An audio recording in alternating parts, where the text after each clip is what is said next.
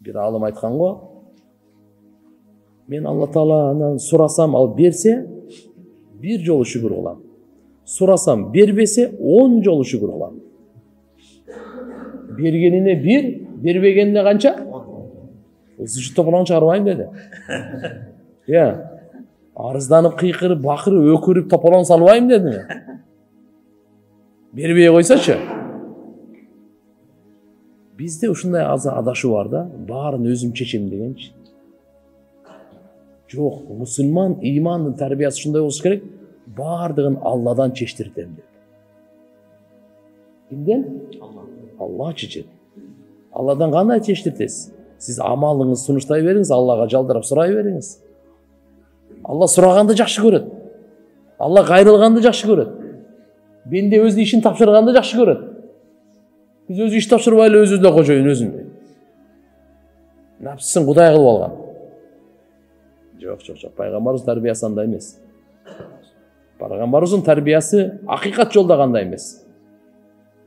Сизди совсем жок жерден бар кылгандан кийин сиздин кажетиңизди бүтүрө албай калдыбы ал? Биздин бардык кажетибизди билет ал. Бардык кажетибиз да Алланын колунда, бүтүрүүсү да Алланын колунда.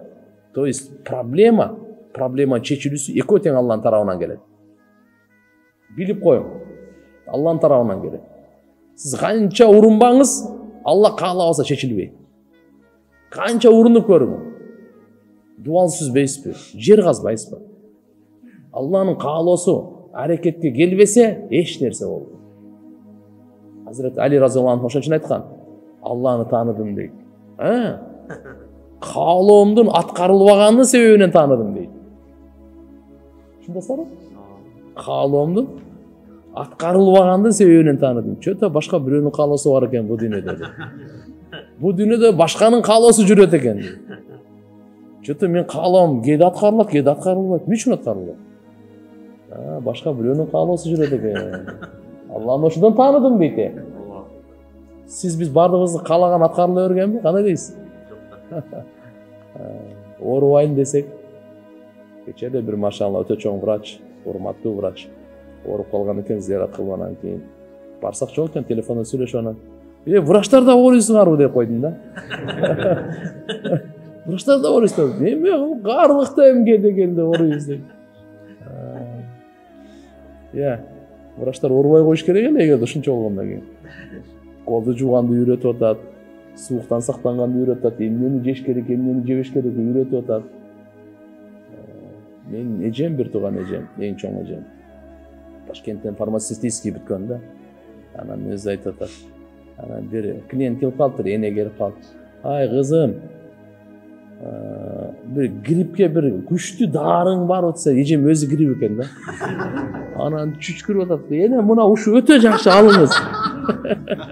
Мына жакшы болуп кетесиз деп өзүм чүчкүрүп грип болуп атат, кыйналып атам, ошо дарыны берип атам дейт. Алар жазылган да эң жакшы деп. Эмне кылат анан? Эң жакшы деп берет да. Тим более сатуучу болуп атса.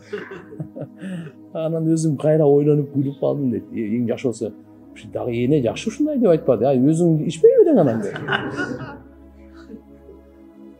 Туугандар, дары бир себеп, бирок дары бул шипа эмес. Түшүнүп алыш керек. Шипа бөлөк нерсе. Шипанын себеби бөлөк нерсе. Дарыларды шипанын себеби деп аткан. Муну аты ушундай. Шифанын себеби, бул шипа эмес.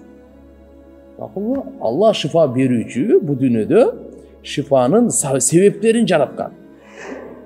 Шифанын себептерин жараткан. Бардыгы операцияң болобу, мазь болобу, уколуң болобу, таблетка болобу, макулбу? Бардыгы шифанын себептери. Шифанын себептеринде шипа жок.